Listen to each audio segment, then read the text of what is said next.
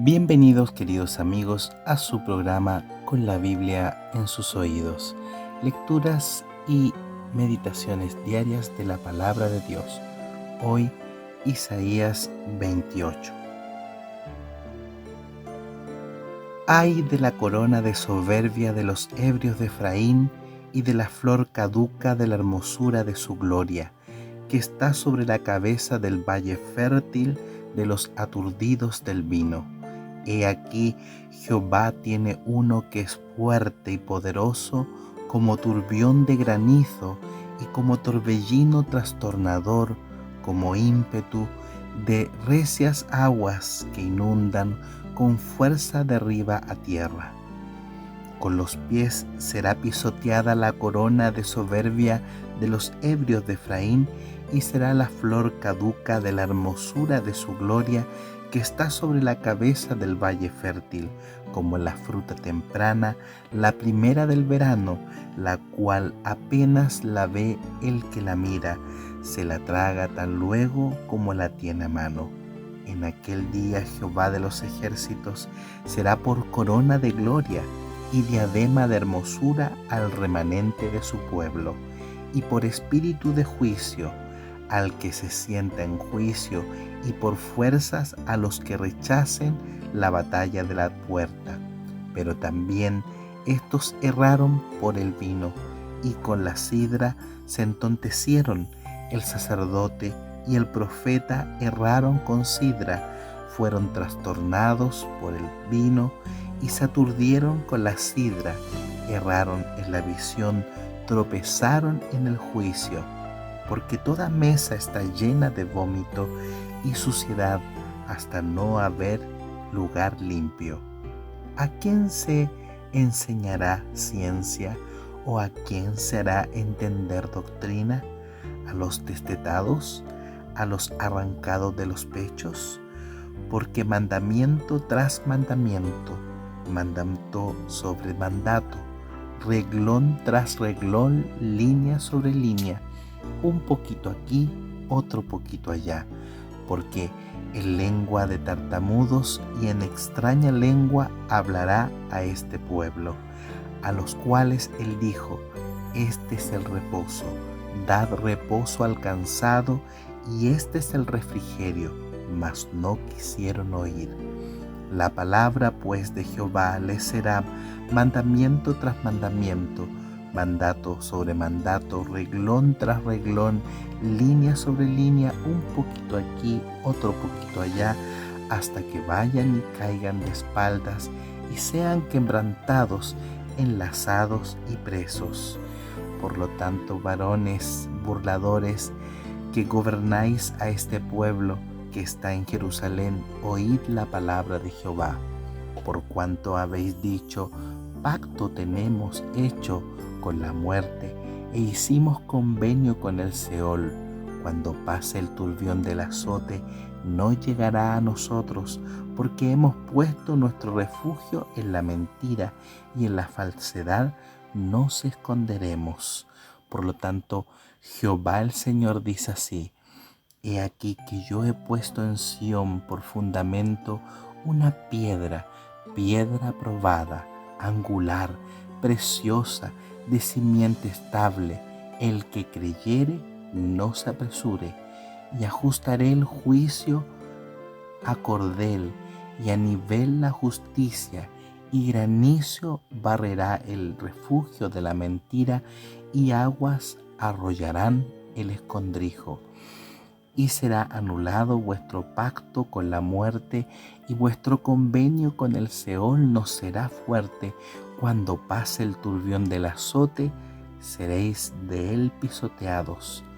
Luego que comience a pasar, él os arrebatará, porque de mañana en mañana pasará, de día y de noche, y será ciertamente espanto al entenderlo oído.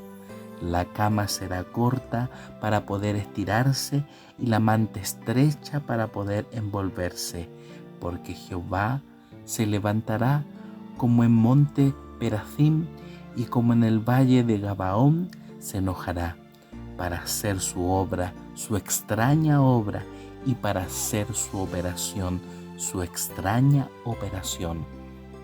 Ahora pues, no os burléis, para que no se aprieten más vuestras ataduras, porque destrucción ya determinada sobre toda la tierra he oído del Señor Jehová de los ejércitos. Estad atento y oíd mi voz, atended y oíd mi dicho. El que ara para sembrar, arará todo el día, romperá y quebrarán los terrones de la tierra. Cuando ha igualado su superficie, no derrama el eneldo, siembra el comino, pone el trigo en hileras y la cebada en el lugar señalado y la avena en su borde apropiado, porque su Dios lo instruye y le enseña lo recto, que el eneldo no se trilla con trillo, ni sobre el comino se pasa rueda de carreta, sino que con un palo se sacude el eneldo y el comino con una vara. El grano se trilla, pero no lo trillará para siempre, ni lo comprime con la rueda de su carreta, ni lo quebranta con los dientes de su trillo. También esto salió de Jehová de los ejércitos para hacer maravilloso el consejo y engrandecer la sabiduría. Aquí nuevamente Dios vuelve a amonestar y a avisar a su pueblo que viene pronto una destrucción sobre Jerusalén. Incluso Dios en el versículo 21 se atribuye esta destrucción porque dice que Jehová se levantará como en el monte Perasim y que va a hacer su obra, su extraña obra para hacer su operación, su extraña operación. ¿Cuál es la extraña obra de Dios? Algo extraño se entiende que es alguna circunstancia, algún evento que no es común. En el caso de Dios, si su carácter es amor, ¿cuál será su extraña obra? ¿Cuál será aquella cosa que generalmente no hace?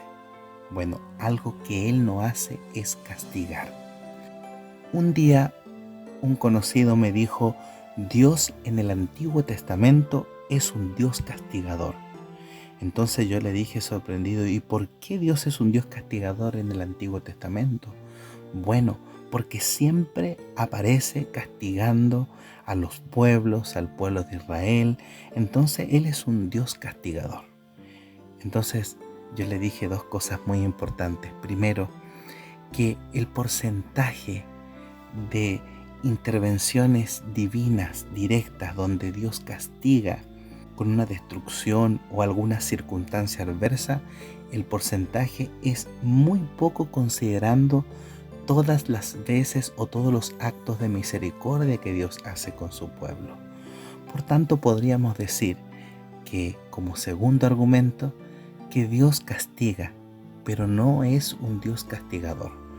Cuando hablamos de que Dios es un Dios castigador, estamos diciendo que Él tiene la costumbre de castigar. Pero incluso en el Antiguo Testamento vemos que el porcentaje de esos eventos de castigo de parte de Dios son muy pocos.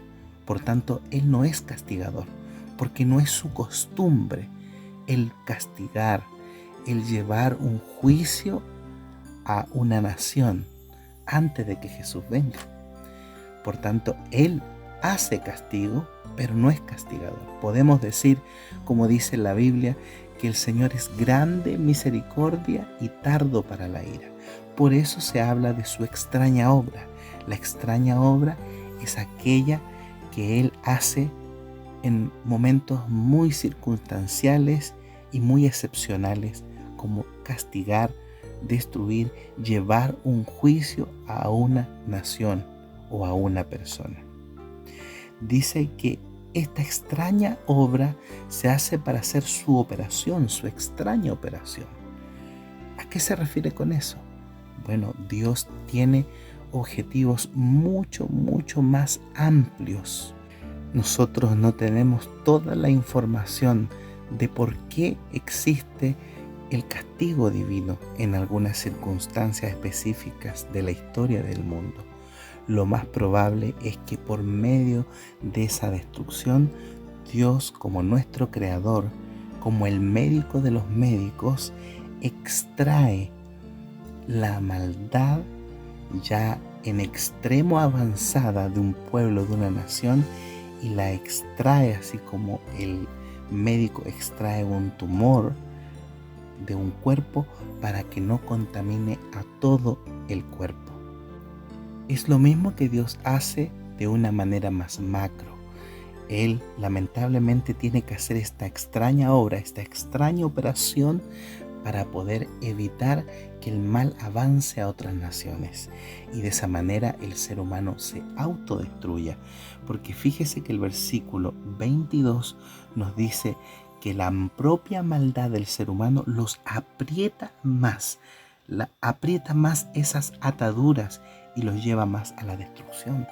Por tanto, como Dios no desea que nosotros muramos o nos autodestruyamos, porque eso va a conllevar una muerte eterna, entonces Él frena la maldad haciendo esta obra extraña, esta operación extraña.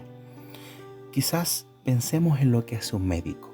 Cuando un médico toma la decisión, la triste decisión de abrir el cuerpo de una persona y extirpar un quiste maligno, un tumor maligno, lo hace con un fin amplio de permitir y preservar la vida de esa persona. Creo que nadie en su sano juicio haría reparos a un médico que está extrayendo, abriendo ese cuerpo, causándole un daño a ese cuerpo para poder salvarle. En realidad, ese dolor que está provocando ese médico es para que todo el cuerpo pueda vivir y su vida pueda ser más prolongada. ¿Quién podría estar en contra de eso? Creo que nadie, ¿verdad? Pensemos de Dios de la misma manera, como el médico de los médicos, como aquel que procura que en nuestro mundo el mal no se extienda de manera exponencial. Es por eso que nosotros debemos agradecer a Dios, porque a pesar de que nosotros no le vemos, no sentimos claramente su intervención en el mundo, pero sí con su ojo misericordioso y justo está al pendiente de la historia de este mundo para evitar que nos destruyamos con nuestros propios actos. Porque podemos decir claramente que nuestra civilización ha tenido muchos avances, sin embargo, nuestro carácter cada vez se empeora más. Necesitamos de un Salvador externo a nosotros que pueda venir y salvarnos y darnos la vida eterna. Ese Salvador es Jesús, al cual necesitamos creer como nuestro Señor y nuestro Salvador. Si te gustó este audio, te invitamos a darle me gusta y también a compartir con tus amistades. Si aún no te has suscrito a nuestro canal, te invitamos a hacerlo para que de esa manera YouTube pueda recomendar este y otros audios a otras personas. Y ahora daremos lectura a la lección diaria de la escuela sabática. Esta semana titulada Esther y Mardoqueo. Versículo para memorizar: Isaías 49:6. Yo te haré luz para los gentiles y llevarás mi salvación a los confines de la tierra. Jueves 21 de diciembre. El milagro de Purim.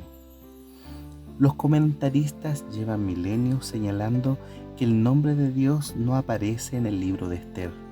Este es el único libro de la Biblia en el que ocurre un fenómeno como este. No obstante, los judíos pudieron reconocer el accionar de Dios en la gran liberación en favor de ellos, y el pueblo de Dios escogió este libro para incluirlo en el canon bíblico. ¿Somos capaces de percibir la presencia de Dios bajo la superficie de nuestra vida cotidiana?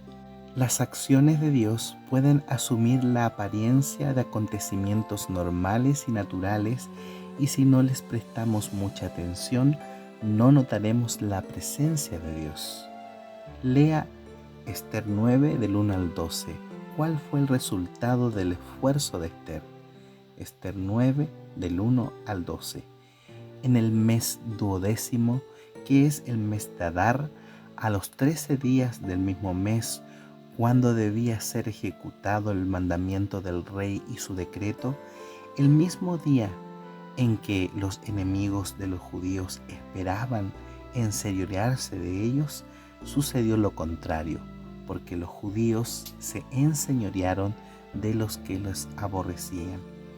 Los judíos se reunieron en sus ciudades en todas las provincias del rey Asuero para descargar su mano sobre los que habían procurado su mal, y nadie les pudo resistir, porque el temor de ellos había caído sobre todos los pueblos.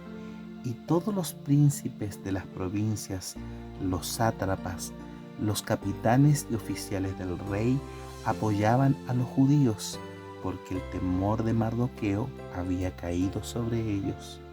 Pues Mardoqueo era grande en la casa del rey, y su fama iba por todas las provincias. Mardoqueo iba engrandeciéndose más y más. Y asolaron los judíos a todos sus enemigos a filo de espada y con mortandad y destrucción, e hicieron con sus enemigos como quisieron. En Susa, capital del reino, mataron y destruyeron los judíos a 500 hombres. Mataron entonces a Parsadata, a Daifón y a Aspata, a Porata, a Dalia, Aridata, Armasta, Arisai, Aridai y Baizata, 10 hijos de Amán, hijo de Amadata, enemigo de los judíos, pero no tocaron sus bienes. El mismo día se le dio cuenta al rey acerca del número de los muertos en Susa, residencia real. Y dijo el rey a la reina Esther: en Susa, capital del reino, los judíos han matado a 500 hombres y a 10 hijos de Amán. ¿Qué habrán hecho en las otras provincias del rey? ¿Cuál pues es tu petición y te será concedida? ¿O qué más es tu demanda y será hecha? Cierre de cita. El milagro de Purim adopta una forma muy inusual. El milagro está oculto, disfrazado de acontecimientos aparentemente naturales. La ley para destruir a los judíos no fue revocada, pero se emitió un edicto, una nueva ley, lo que permitió que los judíos se defendieran.